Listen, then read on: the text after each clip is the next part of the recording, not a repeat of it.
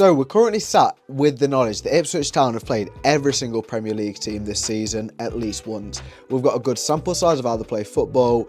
We get to work out how Keiran Mckenna's doing and whether ultimately they're going to stay up. So it wasn't actually until the 10th of November that they got their first win this season. That was a 2-1 win away at Tottenham Hotspur. Up until that point, they'd had a period where they drew 4 games in a row during the end of August, end of September period. They had a few tight defeats. Brentford, they won 4-3 at home, which was a tight match, which was pretty soul destroying for the Ipswich fans from what I remember. A 1-1 draw at Leicester, a fellow promoted side, but they're doing all right now. They're currently sitting 18th in the table, which isn't where they need to be at the end of the season to get to their goal. They have had times this season though where they've got battered. Newcastle won on 4-0. West Ham got a 4-1 win against them as well. But ultimately, a lot of the core of their side, which got them promoted twice in a row in the last 2 years, remains. At the back, you look at Walton, he's been reinstated in net because Muric is awful. At defence, they've got Wolfend in, and they've got Davis, who have both been mainstays throughout this run. Morsay midfield, the captain, unbelievable player. At 33 years old, gone from derailing his career, going from the Championship to League One to all of a sudden being a Premier League player. It's crazy. And then up front, if it's not Liam Delap playing, it's George Hurst playing, who was in with them in League One. If it wasn't for a lot of injuries last season in the Championship, he could have potentially been the top scorer. And then this season is the second in command to Liam Delap. And they've just drew 2-2 to Fulham. And it was a game where they were 2-1 up until the 90th minute and then conceded a penalty. And it was a second penalty in the game which they conceded, and it was very unlucky that they didn't get the win in that. They'd have been sitting 16th in the table if it wasn't for the fact that Fulham equalised. So they currently sit 18th in the table, and if they could have converted a couple of them draws into wins that they've had this season, they'd be comfortably outside of the drop zone. In the XG table though, this is the thing which matters a little bit more because it can maybe show where they're going to be headed. They sit 19th, and that is not good enough. They've took the time, but they are all of a sudden looking like a really, really promising Premier League team. They won Chelsea 2-0 a couple of weeks ago. Chelsea had 76% possession, but Ipswich's defence was simply too tight. They played a 5-4-1. They tried to nullify Chelsea's threats, which was the likes of Cole Palmer, who ended up drifting out wide all the time and didn't really do much. But the first goal came from Delap. He won a penalty with a run in behind, and Chelsea's goalkeeper Jorgensen didn't know what to do. But the second goal is one which really typifies how Ipswich play. So Disasi plays a poor pass at centre-back, and Delap instantly sees the chance to run,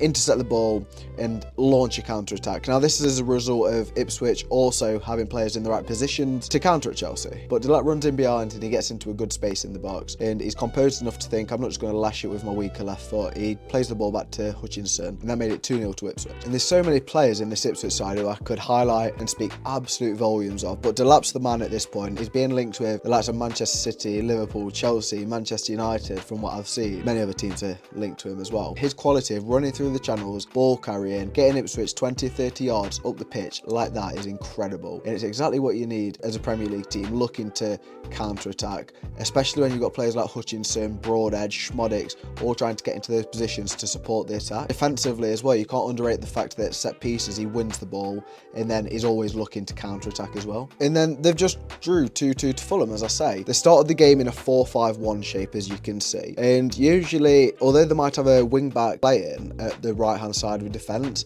the press is normally a 4-4-2 or a 4-2-3-1, so it was a bit of a shock to me that they wanted to press Fulham in the 5-4-1 shape, especially seeing as Fulham were also playing a 4-5-1. But in the second half, as you can see, they did go to that 4-4-2 press. Schmodix pushed into the front two, Ben Johnson pushed into right mid, and then Darragh O'Shea pushed out to right back. And I feel like Ipswich are at their best when they're using that 4-4-2 press because they can pounce more if an opposition makes a mistake. It also cuts out more gaps because there's less pressure on the midfield to be tightening the gaps. So let's look at the first goal.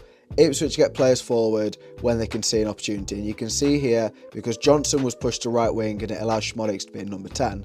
Broadhead swings the ball onto Johnson's head and he hits the crossbar, and then Bassi did one of the worst clearances that I've ever seen, and the ball falls to Schmodix, who finishes. And Schmodix got 30-something goals last season in the Championship. This is his bread and butter. He's got confidence still after that spell with Blackburn, so it's no surprise that he scored the goal. But I really want to highlight Broadhead here because he's a player who made 4 sub-appearances before that win at Chelsea last week. All of a sudden he's got a start against Chelsea and he's got a start against Fulham. And he's got a knack for popping up in the right positions, and I can see him starting for a few more games yet this season because for this goal, as I say, he got the cross onto Ben Johnson's head. And to stay up in the Premier League, you need players who have end product, and Broadhead is clearly showing that he does. And for the second goal, at this point, it was 1-1. Fulham had scored a penalty, but Ipswich wanted to press and go for the 2-1 goal. Greaves was pressing and he won the ball back off of the Fulham player. And he lays it to Broadhead, who again is in the right place at the right time, in the half space, fitting himself narrowly into the pitch, and he plays an inch perfect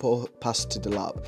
And Delap wins a penalty from it. And again, this is just a sign of Ipswich winning the ball back, and first idea is to run, get the ball forward, attack the opposition defence and make it tricky for them whilst they're not set. And ultimately they drew the game 2-2 because there was a defensive lapse from Davis at left back, who tackled Jimenez and didn't win the ball, and they scored the resulting penalty. But on paper, a 2-2 draw against a strong Fulham side with America's greatest player of the year, Anthony Robinson, at left wing back, it's not a bad result. And I'd like to point out that Keiran Mckenna is playing a style of football which suits his team more than a Russell Martin did at Southampton, or more than a Vincent Kompany did last season at Burnley. He's not stubbornly playing a possession, high press style of football just to, work his way up the managerial ladder. He's trying to keep the team up in the honourable way. Now going forward, as I say, they've played every team once. They've now got the second round of fixtures to come. They've got to stay up. Sitting 19th in the XG table isn't pretty, and they'd be 20th if it wasn't for the fact that Southampton are so bad. 2 promotions in 2 seasons makes it tough, especially when a lot of that team is still from League One and they're still working out getting to Premier League standard, and that's understandable. There is the chance that they can stay up. They've got the likes of Schmodix, the signed Bene, they've got Omari Hutchinson, they've got Delap, they've got Jack Clark. They've got so many good, impactful players who can take on a man, get the ball into the box, take a shot. So it's going to be interesting to see how they do in the second half of the season. I think that they're improving game on game. A win against Chelsea, nearly winning against Fulham, sits them 18th in the table, 1 point off safety. So let me know down in the comments, what do you think of Ipswich so far this season? Do you think they're going to stay up? And is Keiran Mckenna the right man for it? Thank you very much for watching. I'll catch you in the next one.